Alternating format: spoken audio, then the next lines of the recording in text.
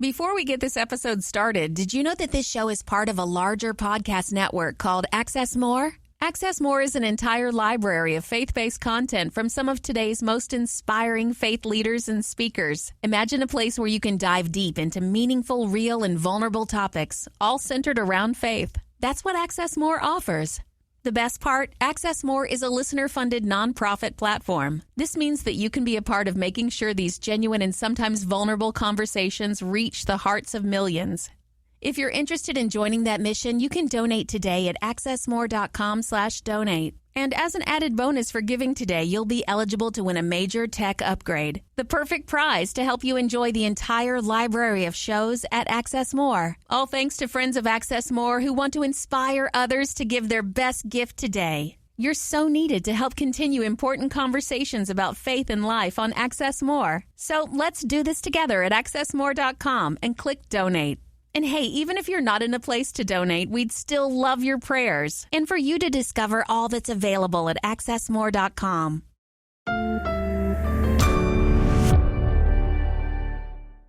If I have a little sarcasm in my tone, right. more than a few days in a row, there is resentment that's building up. If I'm aggressively scrubbing the dishes and just slamming cabinets, I'm fine. Yes, no, we're not fine. Yes. We're just not. For sure. And so owning it and just confessing it.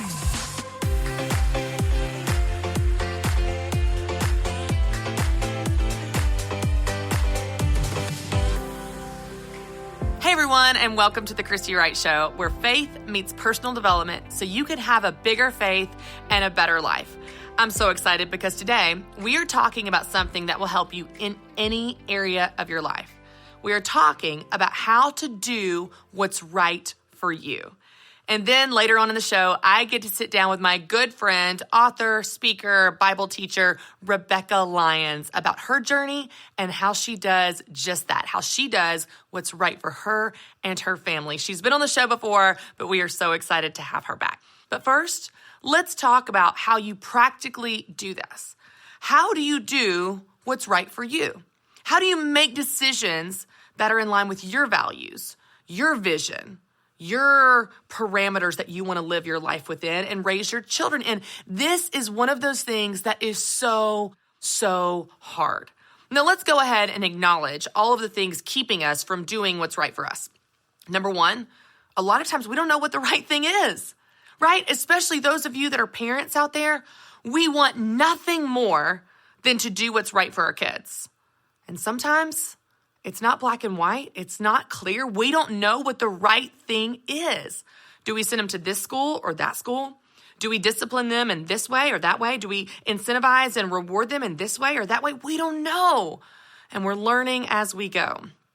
It can also be really hard because, of course, we have the social media comparison reel in our phones 24 hours a day, showing us how everyone else is doing everything. And so we look at that mom that has it all together, or that business owner that seems to be just absolutely rocking it, or that person that is just the most fit person we've ever seen. And we look at them and we think, oh, I need to spend my life that way. I need to live my life that way. I need to make these decisions and those decisions just like those people I admire. And while we certainly can and should be inspired by people doing what we want to do, it can make it that much more difficult to discern what is right for us. How do you do what's right for you in any area of life? How do you know what that is? And then how do you have the confidence to actually do it? Well, y'all know I love a good list. So I have a list of 3 things that you can do. These are 3 practical things that you can do to do what's right for you and your family. So let's talk about this. Number 1, get the right advice from the right people. Whatever issue you're facing, whatever decision you're making, get the right advice from the right people. I'll give you 2 different examples. In one instance, I was really struggling with my son, Conley. He has got some sensory challenges, and as a parent, he's so different than his older brother, Carter. And so I'm constantly figuring out, well, how do I discipline him? Like, what is him being out of line is what is something that's a sensory issue where he's trying to tell me something is off and I need to handle it totally different. As a parent, this can be exhausting. It can be so hard to figure out, and it can be emotional because you don't want to do the wrong thing. Well, several months ago, I was referred to a counselor here in town, and y'all, I signed up for a session, and I just thought, I just need to talk to someone to help me understand, am I doing the right thing? That's all I want to know. Am I doing the right thing? How do I do this? What is the right thing? Well, I spent 50 minutes with this incredible man, and y'all, in that 50 minutes, I kid you not, he changed my life. Like, he was full of grace and wisdom and advice and guidance, and everything he said so resonated with me. It was so in line with my values. It was so perfect for where I was in my journey as a parent and where my son Conley was in his age and in his development. I walked out of that room feeling, I kid you not, 100 pounds lighter. I felt like God used this man to meet me right where I was. I got the encouragement I needed when I was really struggling, but I also got the advice that I needed of how to navigate difficult and different situations with my son Conley. Getting the right advice from the right people will help you do what's right for you. Now, that's an example with parenting. Let me give you a non-parenting example. I have back pain. I have talked about this on social media whenever I shared this recently, but I have a degenerative disc in my lower back that I've had since like high school. So I know how to manage this. I know that I have this pain. If I sit for long periods of time, it flares up and can become really painful. Thankful with 3 kids, I don't sit for long periods of time. But also if I stand for long periods of time, like I do on days like today when I'm shooting the Christy Wright show or when I'm shooting some other video series. When I stand, I can almost get stuck in this position of standing. And so I've dealt with this pain for a long time, but I've had this new pain in the last 4 to 6 months that is just nerve-related. It sends shooting pains down my legs, and every time I sneeze, I panic that my legs are going to collapse because it's happened before. And I'm like, that's not normal. We don't need to live with this just like fear of sneezing. We don't need to live with the fear that your legs are going to give out just in the hallway when you're walking through the day. So I sought out a really highly recommended spinal surgeon, an expert in the spine, and I have been having meetings and appointments and MRIs and consults with him, physical therapy, and pursuing this path of healing, pursuing this path of managing my back pain. It's not going to be back surgery, but there are things that I can do to take care of my back and do what's right for me in my situation. Regardless of what you're dealing with, a work decision, a parenting issue, a health issue, you've got to do what's right for you. And the best way to know what that is to get the right advice from the right people. People that you trust, people that are referred by people that you trust, people that are in line with your values, those people that are experts in their space. Y'all, you don't have to go through life struggling with all the things you've always struggled with. Yes, there are some things you have to deal with, you have to live with. I will live with back pain forever. But it doesn't mean I can't improve it. Yes, I'm going to have challenges with my son Conley, just like I have challenges with my son Carter and my daughter Mary Grace. They're all very different. But it doesn't mean I can't learn principles and practices and tips and tactics to guide and parent them in the best possible way for them. You can learn from people that know things that you don't know, that are experts in spaces that you need help with. Get the right advice from the right people so you can do what's right for you. That's the first practical step that you can take. The second step I want you to take, and this is hard to do, so prepare your heart. Stop worrying about what everyone else thinks. When you get the right advice from the right people, you need to stop worrying about what everyone else thinks of you, what everyone else thinks of your parenting style, what everyone else thinks of how you manage your health issues, what everyone else thinks about how you eat or work out or clean your house. It's none of their business. It's not their body, not their kids, not their house. They don't get a say. You know, I had an experience. This was about 8 months ago or so. In the winter, we like to take our kids bowling, and the boys love it. Like, Conley loves to lift heavy objects anyway, like just exert himself, and he's freakishly strong. And so we love to go to the bowling alley. They'll lift the big balls and push them down the ramp thing for kids, and they've got the bumpers and so on. Well, the only problem with the bowling alley for Conley, who has some sensory things going on, is that it's so sensory stimulating. I mean, think about the bowling alley if you've ever been. it is loud. You've got these giant balls clanking down, the loud noise. You've got the thing that brings the ball back. You've got all the lights, the music, people. It's a lot, even if you don't have sensory issues. So one of the things that Conley does to kind of ground himself in environments that are overwhelming to him is he will try to lay down. So he'll either lay down on the floor, like exactly as you're imagining, just lay on the floor in public. It happens. In the case of the bowling alley, he laid on the machine that brings the ball back. Now, he wasn't sticking his hands in it. He wasn't sticking his head in it. He was not unsafe. But he laid his little body over it. Well, I remember being at the bowling alley this last winter, and there was another family near us, and they just looked at me like, how could you let your son do that? That floor is so dirty. Like, you could tell they are glaring at me, whispering, looking at him, pointing. Like, it was a scene. I wasn't being sensitive or overreacting. They were very clearly not approving of what we were allowing our son to do. Now, is the floor dirty? Sure. However, in this path that we're on, I want Conley to have what he needs to feel okay in environments that overwhelm him.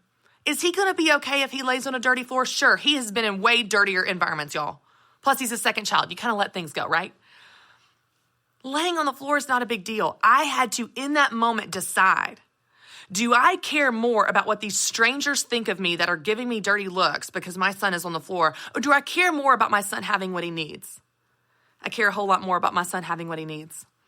I let him continue to lay on the floor, lay on the thing, lay on the seats, whatever he needed to do. And then when it was his turn, he'd pop up, go get his bowling ball, throw it down the ramp, and had the best night. Same is true for you. You need to stop worrying about what other people think of you. Some of you are making the wrong choices because you are so concerned about what other people think. You're not doing what's right for you. You're doing what you think they think is right for you. And those are very different things. Whether it's with your health, whether you breastfeed your child or bottle feed your child, whether you put them in private school or public school, whether you're a stay-at-home mom or a working mom or a business-owning mom, doesn't matter. It does not matter what anybody else thinks of you and your choices, because it's your life, not theirs. They don't get a say. They've got their own kids, their own work, their own business that they get to make decisions about. They don't get a say in yours. But no one can free you from the pressure of performing for other people except you. No one can do this for you. No one can make that decision for you when you're in the bowling alley and people are giving you dirty looks. It's up to you. It's up to you to stop worrying about what other people think of you. If you want to do what's right for you, you need to stop worrying about what other people think of you and focus on what's right for you. So the first thing that you want to do in order to do what's right for you is to get the right advice from the right people. The second thing that you want to do is to stop worrying about what other people think. The third and final thing that you want to do what's right for you is to follow through with it. Follow through with what's right for you. Don't just think about it, plan it, talk about it. You have to actually do it. I've told you guys before, I don't know who came up with the phrase, it's the thought that counts, but no, it's not. No one ever brags about what their husband thought about getting them for their anniversary. It's not the thought that counts. It's what you actually do that counts. Follow through on those things that are right for you. If that's going back to work, if that's quitting your job to stay home, if that's training for a marathon, if it's pulling your child out of this school and putting them in this school, if it's parenting your child in this way, if it's getting extra support, if it's hiring a house cleaner, if it's hiring a babysitter or a nanny, if it is anything that's going to help you do what's right for you, then you need to do what's right for you. You need to follow through on what's right for you. So many of us live in fear of what other people think or that we're doing the wrong thing, and we fear and we stew and we wring our hands and we worry and we stay stuck, and then we wonder why nothing changes. Nothing changes because you didn't change it.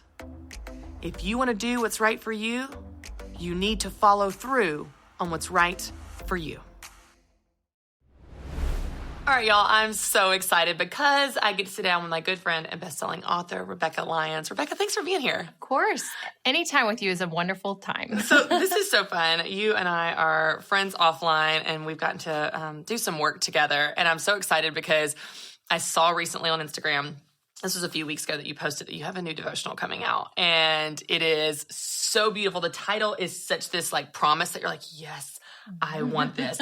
The idea of a surrendered yes. And I know you've broken it down into 52 devotions, which I already appreciate that because as a busy mom, like 100 days, 365 days, that feels overwhelming to me. But 52 devotions for letting go and living free. And man, as a busy mom, I'm like, yeah, I need that in my life. So let's just first start with the heart behind it. You have written lots of books, and I know every new book is kind of this, it's a new baby of like your heart and your dream behind it. So let's just talk about the why behind what made you want to do this. Well, for the last few years, I wrote a book called You Are Free. And it's kind of this coming out of this season of anxiety and depression and panic attacks a decade ago. And just like, I feel like this has kind of been me kind of climbing back into health and freedom. And a few years back, I was just struck with the idea that freedom is a slow and steady process of handing things over to God.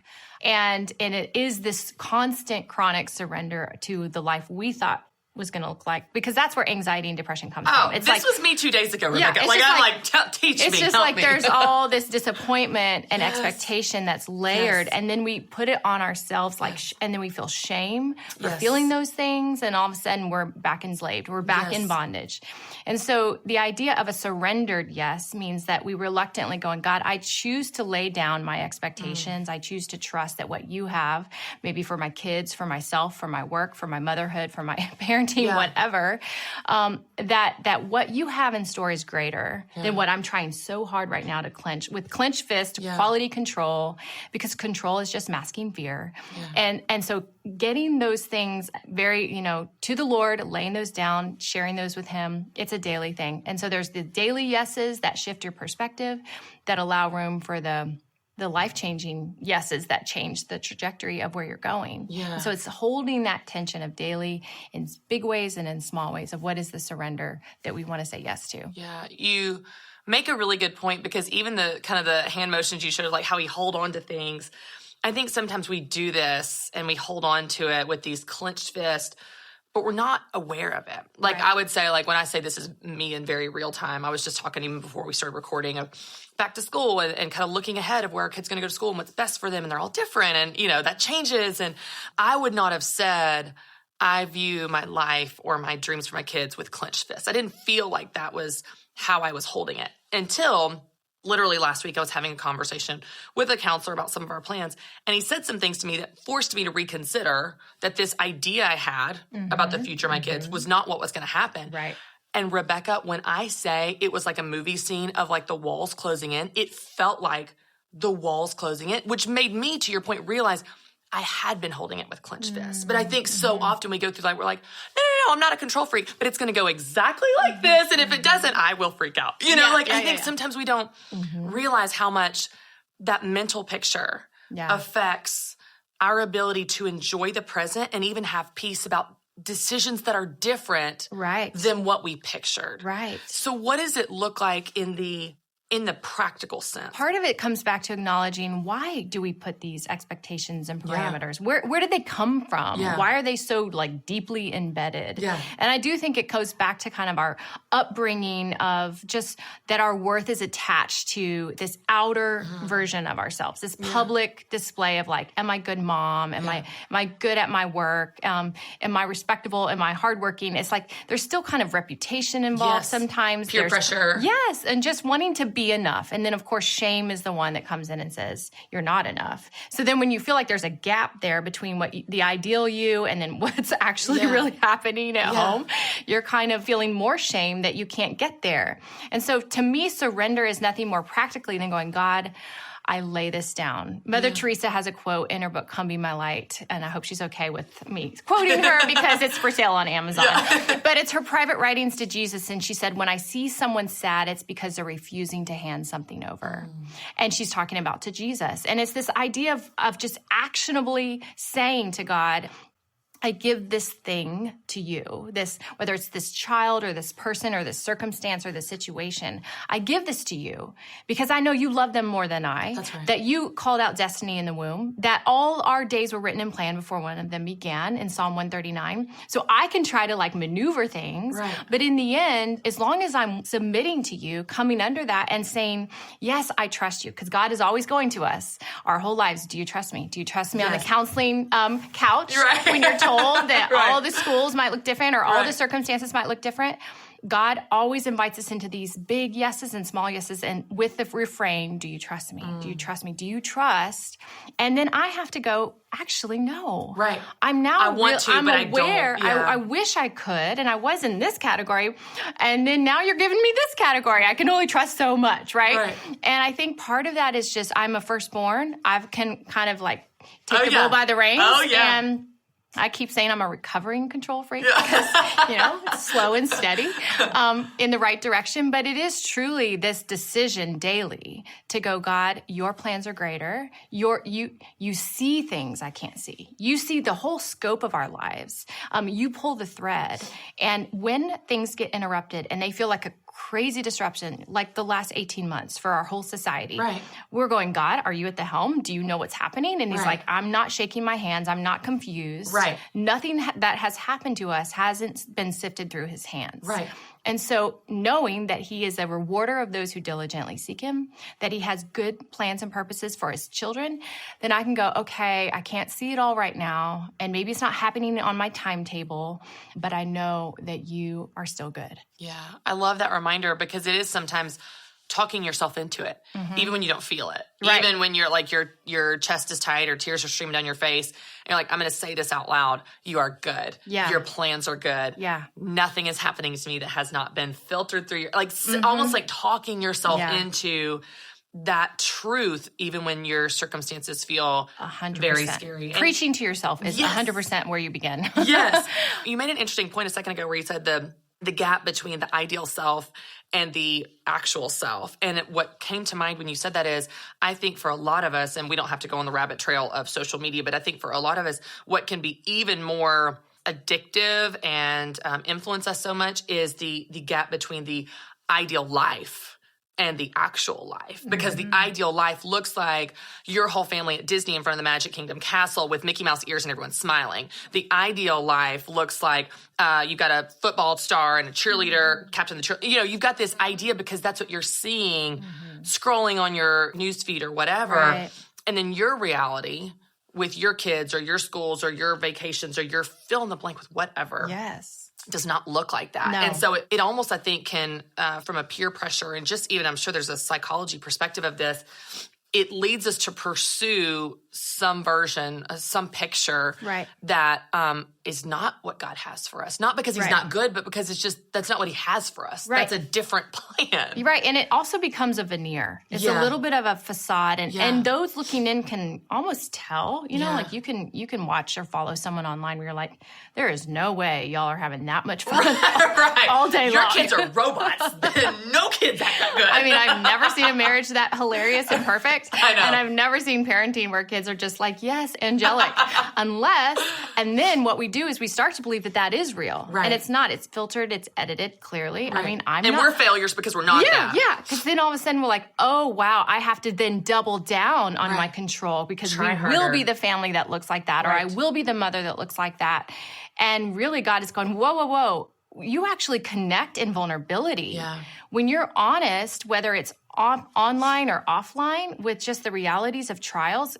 Scripture always talks about trials produces character, faith, and endurance and hope, right? So it's actually a good thing that we have to sit in the middle of the tension because what it does is it makes us mature and to a point of lacking nothing in James. And I'm not saying we're anywhere near that of lacking nothing, but it does grow us. It humbles us. It helps us realize that we are not the masters of our future. And it gives us puts us back in the seat of receiving the blessing of being vulnerable. Yeah. I think if we could lead in vulnerability, not just with God, by just saying, God, you love them more than I, you have a plan that I can't see, but even being vulnerable with each other. Yeah. I think if we're vulnerable with God, then we're more readily available as friends to go, well, this is what really happened, you know? Yeah. And when we do that, our hearts are knit, our hearts are connected. We're not trying to become something we're not. We're actually feeling seen and known and loved in the absence of shame. And in my favorite words of Kurt Thompson, he says, when we're seen and known and loved in the absence of shame, we're free to create beautiful things. But this is very much connected with our call and our vocational life, that we can be honest in that life and go, hey, we're not getting it perfect. Right. We're in this together. You're not alone. This is not the end of your story. Yes, you probably exploded about, with your kids, or you stalked someone online. But God isn't condemning you. He's actually inviting you into healing through freedom of letting things go. Yeah. It's so interesting too, because I think when we talk about this, it's one of those things we all want. And then like we're saying, there's a disconnect between what we want and what we actually do. I'm curious your thoughts in light of this conversation around a surrendered yes. Circling back to the idea of peer pressure, let's talk about not just peer pressure on social media, because we know that influences us, but let's talk about like real life peer pressure. And it doesn't even have to be someone putting pressure on us. It's just let's say social norms. So let's say everyone in, your friend group works outside the home and you don't, or vice versa. Everyone stays home and you work, or everyone does this with their kids and you do something different. I think sometimes that almost implicit, this passive peer pressure can still be really powerful, because sometimes that peer pressure, even if no one's trying to put it on you, can be really powerful. How do you guard against that peer pressure when it can be really strong, even if you don't realize it? Being that outlier, which is what you're describing, is always going to be challenging. Yeah. But if it didn't include hard, it wouldn't be good, right? Yeah. So to me, it's kind of going, God, am I in the lane that you've asked me to be in? Have you made that clear? Have you consistently shown me that over a season? Yeah. I didn't start working outside the home. It wasn't because of my choice. I would have worked probably from the beginning, but with a special needs diagnosis, like 6 hours after my first child was born, I was like about a year in, I was like, okay, I thought my lane would be work, and it's actually home for this season. Yeah. And then later, a decade later, then it looked like outside the home again.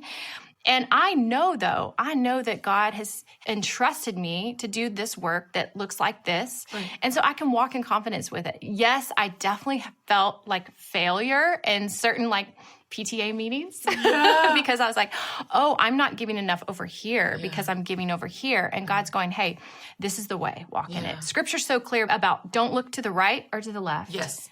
This is the way. Listen for my voice. It says, this is the way, walk in it. It doesn't mean that you don't have grace for all of this. You want to volunteer when you can, but I think he's very clear about staying focused and affirming what you see in these other women, right? Yeah. And your friends. Like, the more we can cheer for each other, like, hey, the way you do this, you rock it. Like, you come alive, you get crazy eyes. Yeah. Like, that's your thing. That's your lane. How can I cheer you on? Yeah. And then when they see that in you, they're like, and God's creativity and his beauty is so vast that no two of us look alike. And can you imagine like 2 Christys or 2 Rebeccas? That would be too much. So I just think it's so exciting that I have friends that have all these unique gifts that are very difficult for me. Like some friends put things in a bowl and it tastes amazing with no recipe. And it just blows my mind. How did they do it? I know. And so for that, I think we really as women can celebrate each other's unique God-given birthright gifts from the womb that are effortless for each of us and go, hey, keep doing that thing. I love to see that in you. And maybe for us to counter our need to compare, our insecurity, maybe for each of us would be to go, instead of feeling like I should be like them, maybe it's more about going, hey, I love that this is who you are. I love that what you bring. I love your contribution. I can learn a lot from you, but it doesn't mean I need to be like you. Yeah. Does that make sense? Yes. Yeah. I love that distinction. Okay. So in your devotions, you break it down with saying yes to God, saying yes to yourself, and saying yes to others. Let's talk about that. What does that look like in a practical way, but also just kind of like, what are some different scenarios that might come up? Yeah. So saying yes to God is just back to the conversation of God. What is the way that I'm supposed to walk in? And that comes through his word. That comes through worship. That comes through scripture. That comes through trusted friends that God is just saying, hey, meet me in the mornings. There's conversations about morning routine and meet me in like the cool of the day. Like for me, I like to get outside and just do prayer walks a lot. And that's more just a communion with God. What does that ongoing dialogue with God look like? Where he can just deposit all the resources from heaven, whether we're feeling stressed or anxious or, spread thin, completely overworked. Saying yes to God just means like, I want this to be first before I start to go this direction. Yes. And he wants that. Like he wants to impart to us that wisdom. I think sometimes we think he's like hiding from us. I love how Priscilla Shire said in her Bible study, Discerning the Voice of God, he doesn't hide from us. He hides for us. Like he wants to be found by us. And sometimes we think he's like trying to hide. It's like, no, he wants like when we get in front of him, he wants to be found by us. I love that. I love that scripture says he's a rewarder of those who diligently seek him. And sometimes we miss that word diligently. We're like, well, I sought him like 3 months ago. Right. I tried like for a half a second and he wasn't there. So, And so it's not that he's transactional, but he's just saying like every area of life, you get what you give. Yes. Like if you go diligently, the way I talked about this with my kids, it just means you show up daily. If you can, you show up daily. It doesn't mean like an hour. Maybe it's 10 minutes, maybe it's 15, but you're like, God, let's have a real honest conversation right now. That diligence he delights in that. He's like, oh, she really wants this intimacy. She wants this relationship. So to me, he rewards that by giving us all the wisdom and peace, when we're stressed or whatever those things are. And then saying yes to ourselves. I think a lot of times as women, we're the last ones that actually, and I put that before others because we're so. Talk to me, Rebekah. Talk about this. I want to say this for the people in the back. We are always thinking we're just intuitive creatures and we're embodied. Everything is in the same pot. And so we are always thinking about the other. And I'll be like 3:00. I'm like, did I eat lunch today? I don't remember. Or when the kids were little, I was eating the crust of the PB&Js I was making them. So we were the last to kind of going, am I okay? So that I can actually be okay for them. Have I showered this week? And so saying yes to ourselves is not indulgence. It's actually honoring the belovedness that we've been given as daughters of God. And so that looks very much like some self-care, I'm like, we do not need to apologize for that. We do not need to apologize for some quiet time, for our own recreation, like girls' night out or whatever the things that are restorative that like build us up so that when we go back into the places where we're caring for others, we're bringing the best version of ourselves, not depleted, strung out, resentful. Hey, if you stop taking care of yourself, the first thing that happens is resentment. You can say it's fine. It's fine. But then it starts to be like, it's fine, you know? But really what's happening is internally you're starting to harbor some bitterness that only impacts you. It doesn't even impact the person that you're carrying it against. It only is detrimental to you. So I have to get real honest going, like, if I have a little sarcasm in my tone, more than a few days in a row, there is resentment that's building up. If I'm aggressively scrubbing the dishes and just slamming cabinets, I'm fine. It's like, no, we're not fine. We're just not. For sure. And so owning it and just confessing it quickly and just saying, hey, my pain is kind of spilling out onto you and I'm sorry for that. There's a lot of grace there, but we've got to recognize it first. And we can't, if we don't get any time alone, to even go, what is going on with me? Why am I reacting in such a way? Now, I know at the third section, you talk about saying yes to others. And I have a question about this, and I know we're running out of time, but I could ask you about this all day. How do you discern a surrendered yes to others and not be a doormat where you feel like you have to give yes to everyone everywhere? And this is like the ongoing struggle of the unlimited opportunities and needs in the world and our desire to genuinely be good servants of Christ, that we're so relational as women. We want to help. Often we want to help.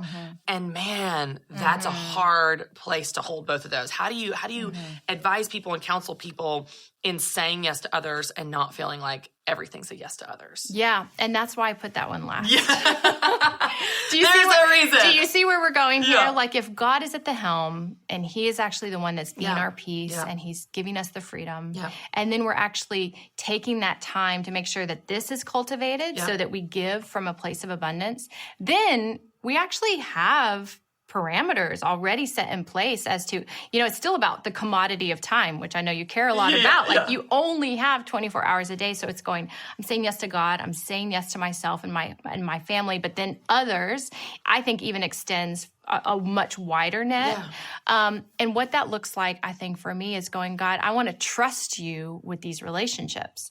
I think most real relationships must have reciprocity. I do a chapter on friendship where not one person is the victim and the other person's the solution. The savior, Yeah. Those never last. But where you have a real mutual submission that Christ talks about in marriages, but in friendships that like both parties come with vulnerability, both parties minister to one another. There's a building up, a cheering on. There's not competition or comparison. When you can be in those healthy places, those are restorative. Those kind of go back to the middle category of saying, like, this is a great thing for both of us. Right. There will be those things, though, in the others that is just giving. It's just output. And I would just say, if you can balance the output with making sure the input is in the same quantity of time. And it doesn't mean that it's just me time, but it means like you're having those relationships that are still very restorative for you, knowing there are going to be challenging circumstances and situations. And I think even seasonally, summer, right? You got a long bucket of time where it's like there's more demand if you've got young kids, right? You just know that that's the lane that you're in. This is an output lane. This is is, Rebekah. You just preach. This is an output season. And it's funny how we're like calling that, like sometimes the home is more of an output than the work environment. This is a vacation, okay? Yes. I'm with you. We're all like, school. But it's good to know that in advance and prepare for it and then go, okay, because of that, we're going to have a little more buffer here and some guardrails of going, okay, this is still how I can get away and have a little bit of time. Yeah. And making even home more, I think, restorative. Sometimes, how does one do that? Well, Go on. I'm just saying, 24 years into marriage and 20 years into motherhood, when I can let things go at home, everyone's happier. Everyone's like, that is the truth. Mom is not organizing the sock bin again. Thank God. Right? Matt's like, you rearranged the room again. Are you okay? No, is everything okay? I know. We were packing for my son to leave for college, and I'm like, Gabe, we must clean out your closet right now. And he's like, how is this connected? Yeah. Because is this you just trying to control something because life feels out of control? I'm like, why are you shrinking? Why are you being my psychiatrist right now? Yes. This is literally me the last 2 weeks. Go on. But being able to recognize that going, like when I start reorganizing the pantry for like the fourth time 100%. in 2 weeks, it's me just trying to go like, I'm not okay and I need something to be okay that I can make okay. Yes. So the minute I can own it and go, yeah, babe, actually, I'm really sad. Yes. I feel lost. Yeah. And I want to honor our son that we love so much, who's about to fly and launch, and we're thrilled, but I still feel sad. Yeah. And by saying that out loud, it kind of takes the pressure out of the balloon. Takes the power off of you in a way. Yeah. And then I'm like, okay, tonight we're just going to play. We're going to laugh. We're going to have fun. They're like, Mom, when you laugh, we're all happy. And I'm like, okay, is it that rare? Okay. But it's good. It's a good reminder that our kids get old enough to kind of share with us, like, when you do this, Mom, this kind of, because women are the barometer of the home. 100%. You just truly are.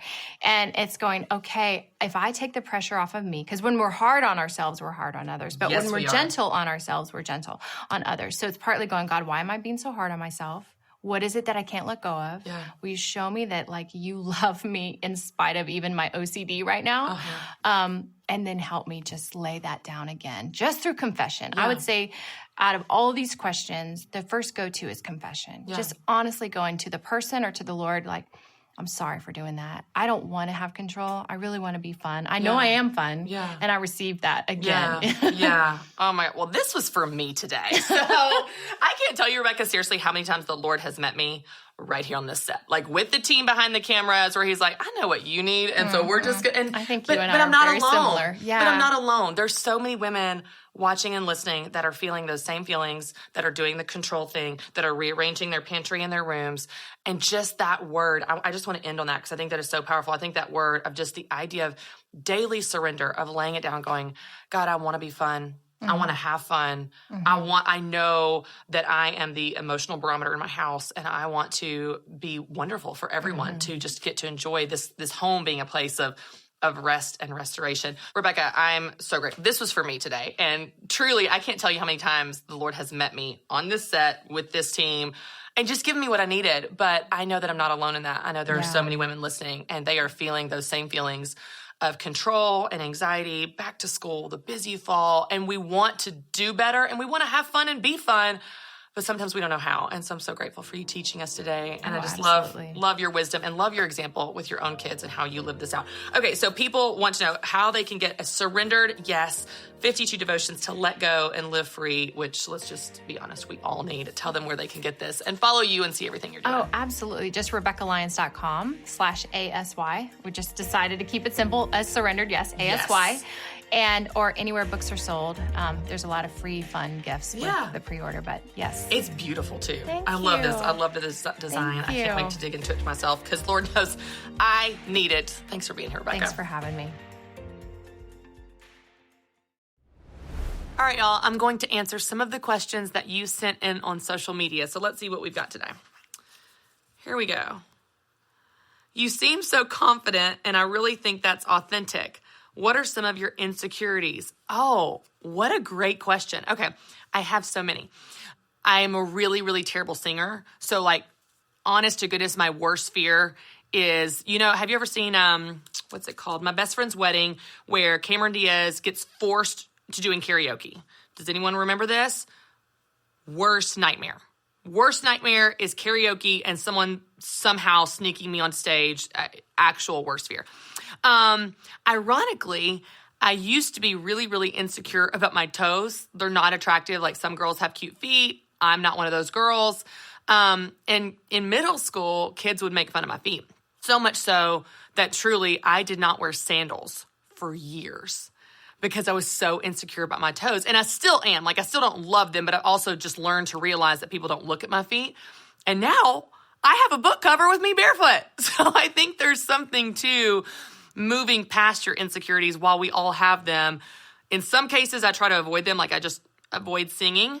And in other cases, we realize people probably don't notice that thing anyway. I have a long list of other ones as well, but those are a couple examples of things that I try to avoid and an example of something that I have tried to move past. But I will tell you, the confidence piece of things is the exact thing that I teach. And that is that confidence is a skill.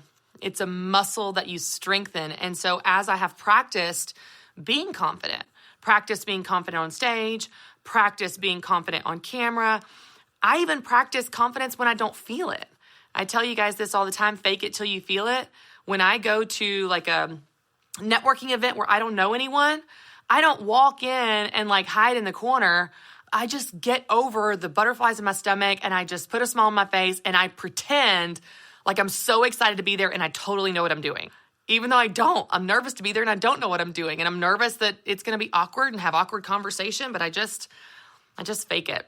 I just fake it until I feel it. So I think it's a good mix of avoiding the things that are terrifying, like in my case, karaoke, getting over the things that are just silly, like my toes from middle school, faking it when you don't feel it, like in a networking event or whatever, and then over time, practicing building authentic confidence through things you do all the time, like in my case, being on stage or speaking. But this is a great question. I hope that helps. I don't know what those insecurities are for you.